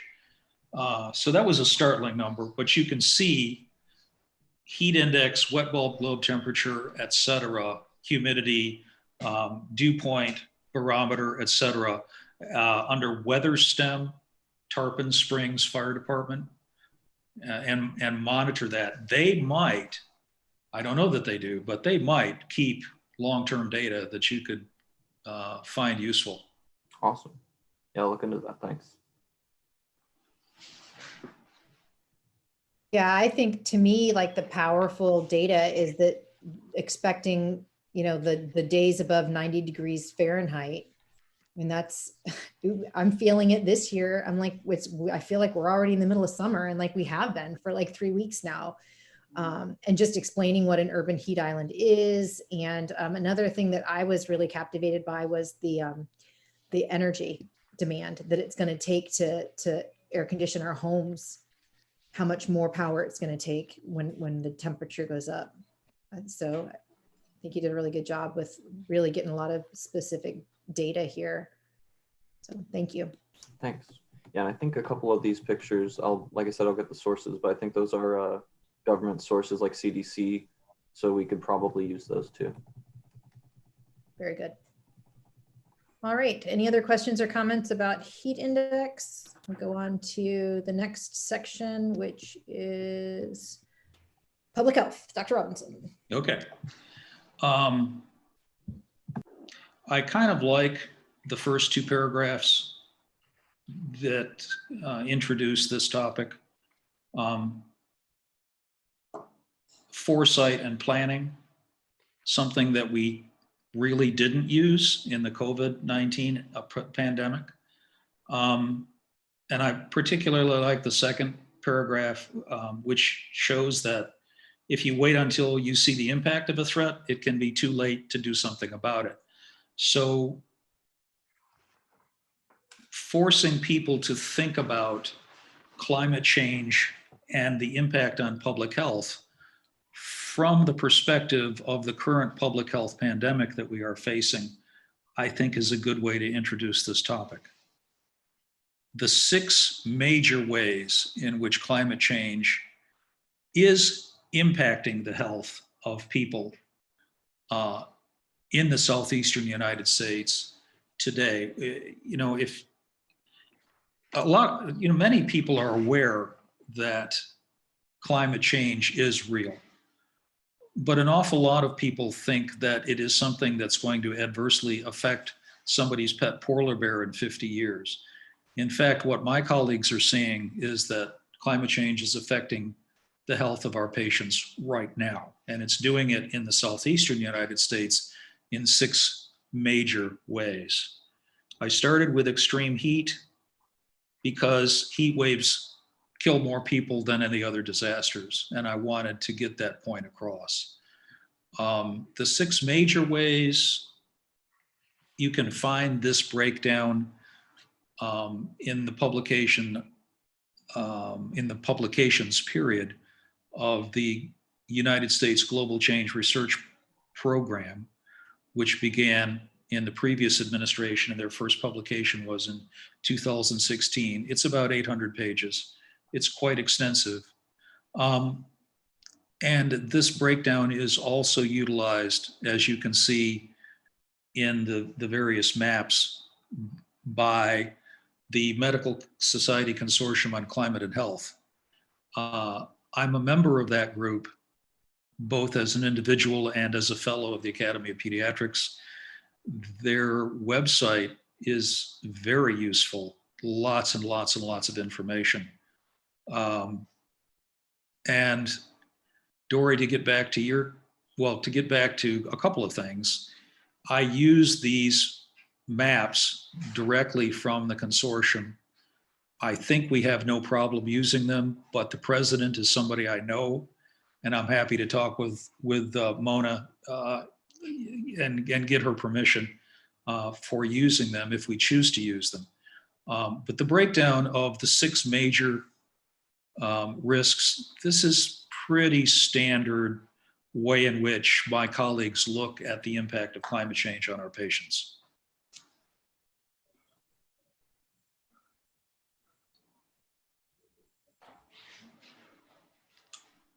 I So- think what I would like to do maybe is recommend swapping out the heat wave graphic that I have for the commission and using the first graphic here and highlighting the 6 that are most of concern to Southeastern United States. If you guys are okay with that. I'm cool with it. Which one? The one in the presentation? I'm sorry? The one in Yeah. the DOC presentation? Yeah. Yeah. I just think that visually you can actually see this a little bit better, and the layout is horizontal versus vertical. I just think it would make a little more sense. Yeah. Dr. Robinson, may I suggest for this part of the report or the plan, could we turn this into a table? And what I'm picturing is having the first column, your 6, and then the next 2 columns is basically why is it bad? And the first column will be what's, how does it impact the environment? And the next column will be how does it impact public health? And I think we could really compress that information into a easily readable table with some wording and then keep these figures, but perhaps they're going to be at another point in the document. Well, I mean, I'm not against doing that, Paul, but this is a section on public health. It's not a section on the impact on the environment.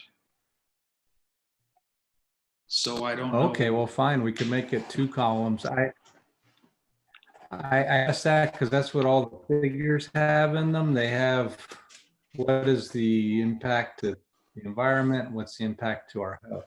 But if we want to just focus, like you say, on public health, then it would be even a simpler table and give you more room to use that language.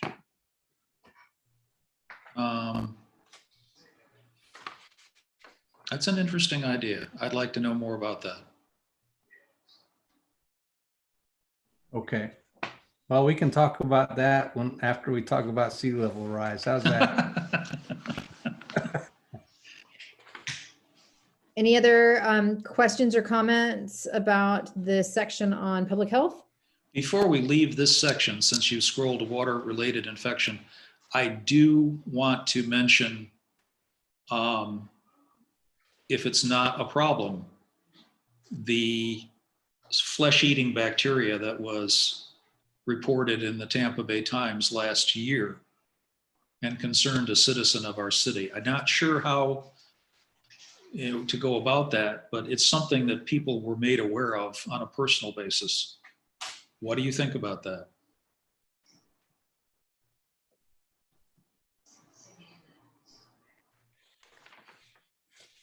It was a member of our community who was fishing in warm brackish water in the Anclote River and contracted a infection in his leg from Vibrio vulnificus and was in critical condition. He did survive, he did keep his leg, but it was written up and it was talked about among members of our community. So what do you think about including that story in this section? I don't know for an introduction, we want to get to that level of specificity. I mean, perhaps later on, if it's one of the focus groups or focus items. Okay, so what you're suggesting is streamline this and cut it down I think because so. it's an introduction. Yeah. Okay, that makes sense. But I think you could mention it in that table. I'll send you an idea of what I'm thinking. Under the waterborne disease. Good. Yes.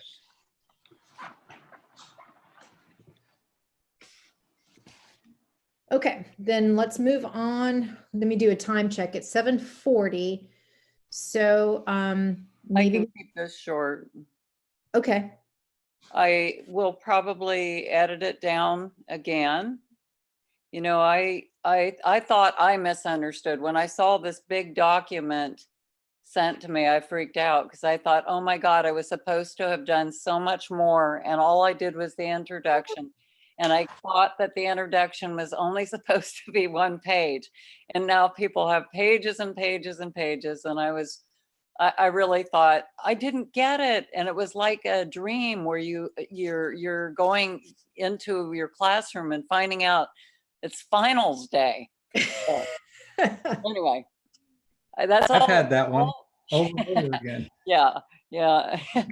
So basically, all I was writing was a little bit of more an emotive concept on quality of life, and sustainably balancing people, planet, and profits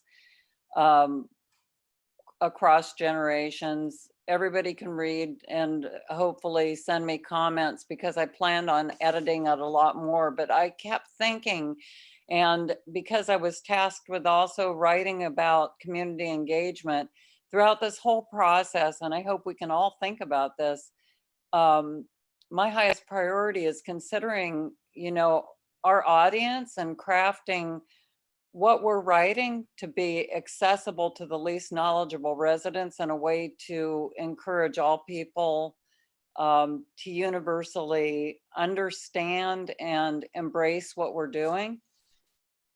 Do you understand what I'm saying? Is that I think that's a really high priority, is considering the audience. We may be simplifying from what we understand at a much deeper scientific academic level. But if we can't engage people and we just get kickback because people are feeling intellectually threatened by the document, I don't see that that's achieving what we want to in the long run. So anyway, just to save that kind of trouble, I was just trying to think of that as I was asking myself, how would I feel if I didn't know anything about any of these topics? How would I feel? Well, I wanted to, with quality of life, just engage people on an emotional level, because within our own lifetime, second paragraph, that you've had a precious place somewhere that was your power spot on the planet, and you go back to it and it's destroyed, it's been developed, or it's gone. And I think everyone has had that experience. Or we used to go to this wonderful area to go camping in Washington State, and every year we'd see that the river, the runoff, was taking parts of that campground away. So that was kind of, it was a sad experience that I think everyone can relate to.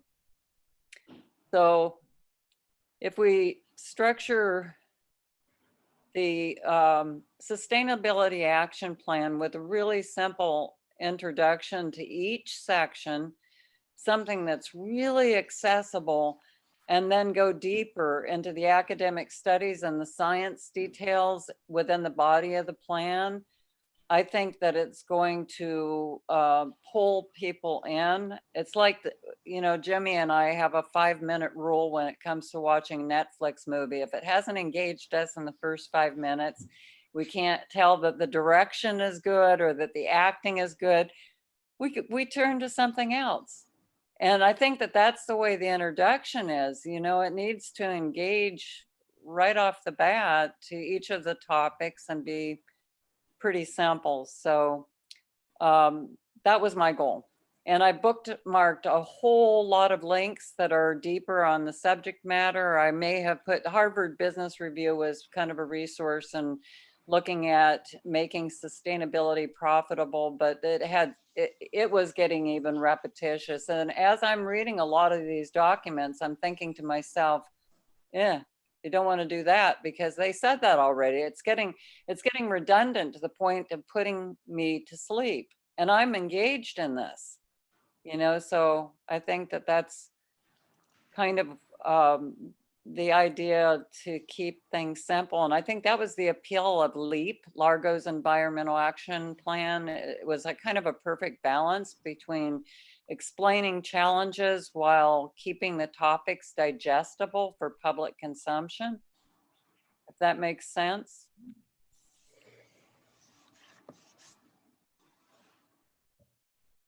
Any comments on what I'm sharing? I think that you're spot on, Denise, with meeting people where they're at and being able to keep them engaged and keeping this introduction brief and to the point that they understand personally how it's going to impact their life. And I think that every one of our topics, even if you don't live on the shore, there's a way that all of this is relevant to every resident of our community. Absolutely. And the more we can attach that personal connection to this, the more people, when we go out to the community and say, hey, we would like you to partner with us on solutions for this and what the meat and potatoes is going to look like, we have to have that compelling reason for them to want to participate, right? Mm-hmm. So I think that you're absolutely right to be making it really tangible and digestible for the average citizen. And like what you said with the LEAP plan, and like I had previously mentioned and Paul Robinson brought up tonight, I don't see why we couldn't eventually get to almost 2 documents the way that Largo has. One that's very public facing and like visual and graphic and explanatory through that mechanism. And then a second that's real technical and the nitty gritty, and this is what we need to do. That's exactly what I was thinking. I wasn't sure whether that's a possibility, but I think that that's going to be the most practical, because you have to have the technical of what we actually are going to do in order to help mitigate the enormous issues that we're faced with. But at the same time, what we're trying to do with some of this is just to give a preview of the coming attractions. And I think all the detailed work that's been done already is not going to go to waste. I mean, that's knowledge we can use somewhere else. Okay, we are at 7:47. Are there any other comments about the section? Thank you, Denise.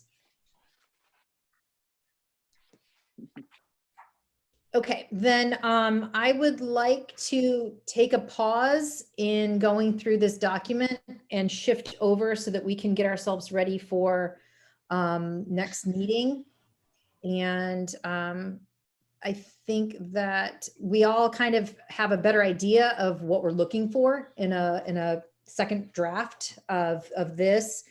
And I think that Paul Smith is very happy to discuss any of these topics with each of us further if we are looking for a little bit of guidance or how and where to kind of pair up.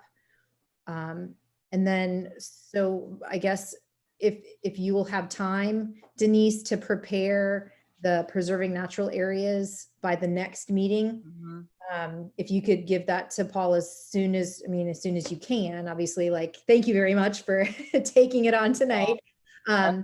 Clearer on what we're doing now, for sure. And this the preserving natural areas, ecosystems, and clean water fishing is just introduction, correct? Right. Okay. And I'll start getting resources for a more detailed section later. Good. And then we'll go through the financial impact at the next meeting, Karen, and then go through the resiliency piece, Robin, next section, next meeting. and then the benefits, and then go through the components of the action plan. And then that's pretty much it for this draft of this document. Thank you, Robin, for adding in this appendix on how to get community input.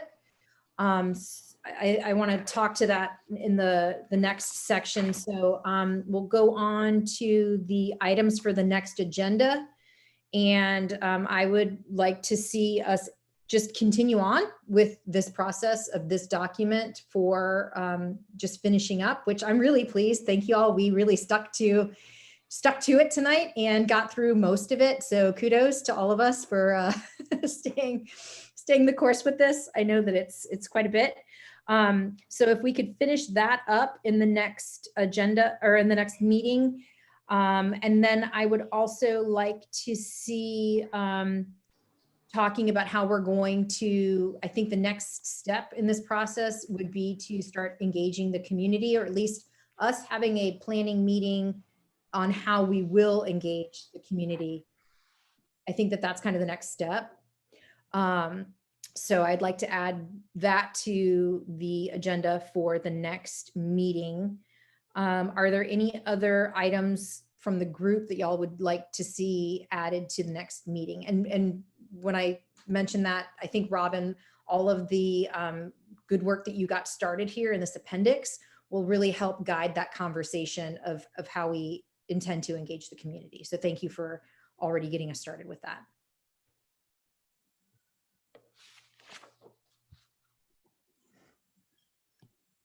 If I may add a note to that, hopefully we'll be able to meet with the commission before the next meeting. I really would like their feedback. I think that's going to help shape our plan as well.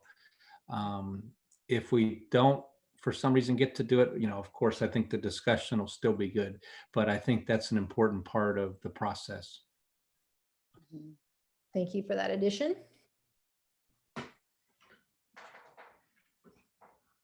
The other thing that I guess I'll go ahead and mention it now because I would like to have it added on to the next agenda. I spoke with the city manager regarding the possibility of the city looking for grant options to help address some of this work. And he indicated that he would be happy to put together a presentation of what the city has been looking at and what some potential options for grants are. So if we could add that to the next agenda, then I would like to do that as well.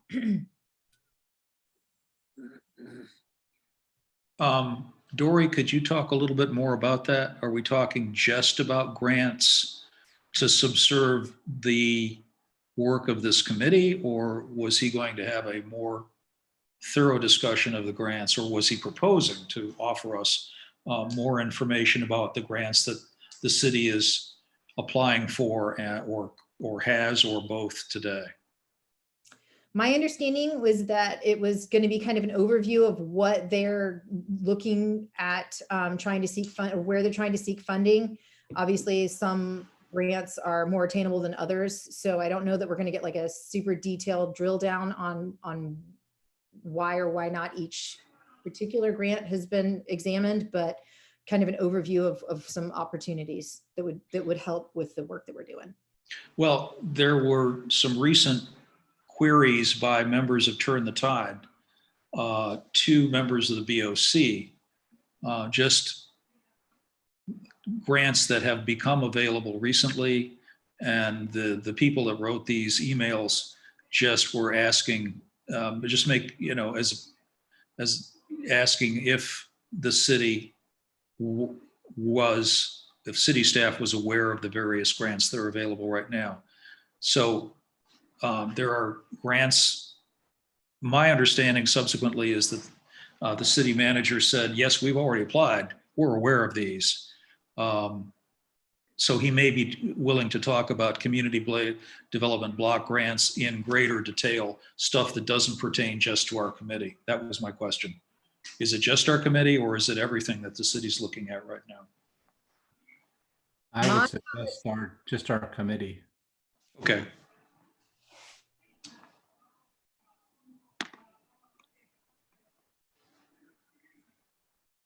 Any other items to add? I mean, I think that that's pretty ambitious.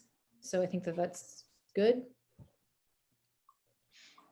All right, then hearing none, moving on to the next section, which is public comments. Were there any public comments received or anyone that would like to make a comment?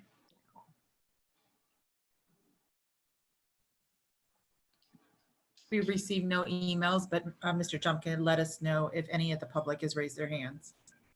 We do have one raised hand at this time, so I'll let them in to talk.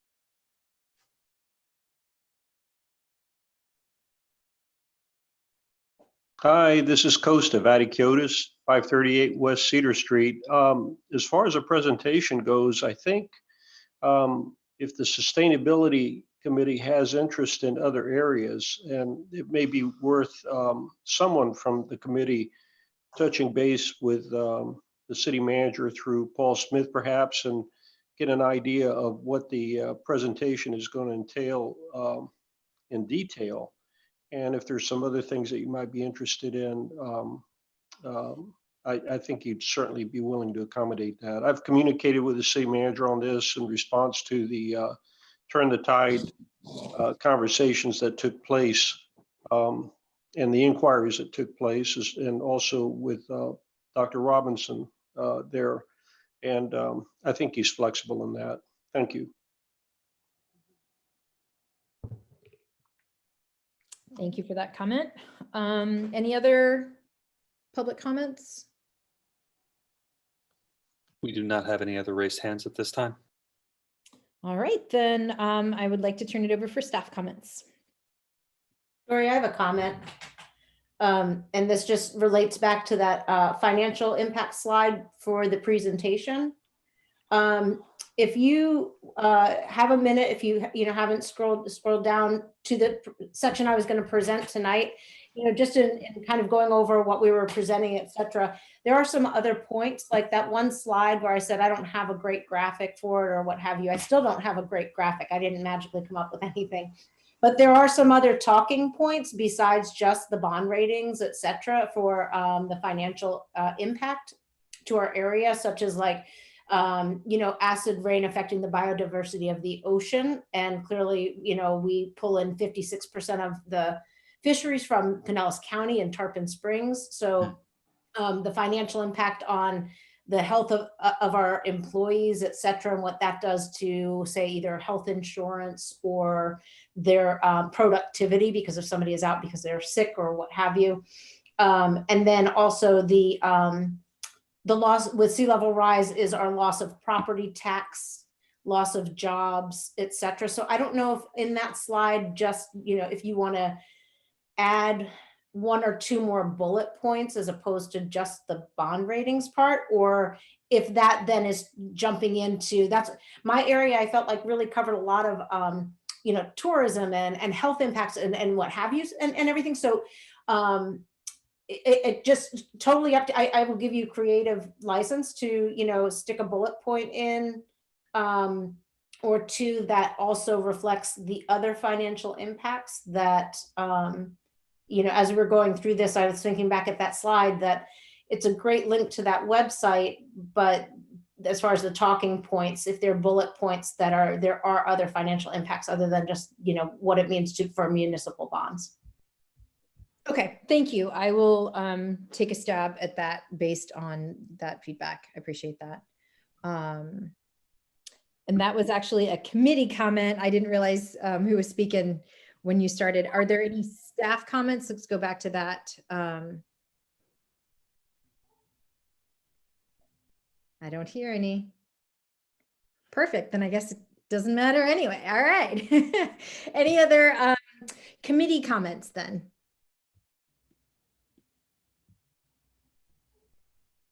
I don't know whether or not we should speak about this at this point, but the idea that there seems to be distinctive difference in the tone of different sustainability action plan, I'm just putting this out there, some are forecasting from the position of just the tragic and horrible consequences of our current situation. And then there's other books like The Future We Hope to See or The Future We Want to See. I can't remember the title right now. That's more of a visionary backcasting from the view of the world that we hope for. But that could affect, you know, the tone of our sustainability action plan. So I am just asking for us to think about, you know, being consistent. It's kind of a consciousness thing, you know, where we're asking, I think people are fear fatigued right now. I'm just going to be blunt about it. You know, and then the Planet of the Humans came out. I was going to ask if anybody had seen that. That movie was so intense and incredibly depressing. And a lot of people had watched it on YouTube right about the time that this pandemic started. And there's a lot of negative impact right now about the future. And I would rather be visionary. I think it's time for us to think outside of the box and maybe project what we hope to see, put the stats out there, but also put the vision for the way our world could be if we take action.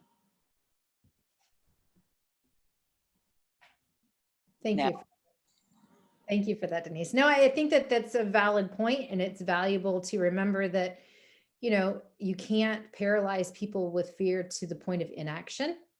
So I would agree that the tone needs to be solution oriented and hopeful. That's my own personal thought. All right, any other comments? Just a brief question, if you can allow me, Dory. First of all, I'm blown away by the quality of the work that's already been put forth by this committee across the board. There's a lot of good information here and a lot of energy, and it's a good team and a good leader. Thank you. It's not time for this yet, but this is probably directed to Paul and the staff. Is there a technical writer on city staff who can bring all of this together?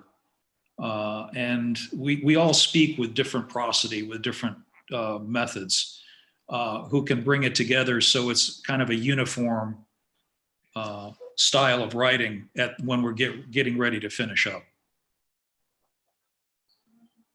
A great point, and it's something I've been thinking about. If it's not going to be anybody else, it'll be me. But okay. I've done a lot of writing, and I did notice that we got a difference in tone. But at this point, I really just wanted to get the flow and the amount of the volume correct, and then we can get into the tone.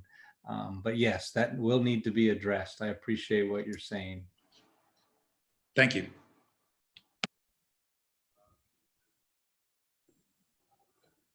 All right, well, hearing no other comments, I too would like to echo Dr. Robinson's comment that there was a tremendous amount of effort put forth in this first draft, and I feel like it's really kind of propelled us. It's stretched us to really grow our own personal understanding of each of these topics, and helped us to have that perspective of being able to really see this to fruition as like our baby and making it happen. So thank you all for all of your hard work with it. And I look forward to being able to present to the board, give some feedback at our next meeting on what they're looking to see and incorporate that and continue moving forward. So with that, we will adjourn. It is 8:04 p.m. Thank you all. Thank you. Thank you. Bye. Thanks.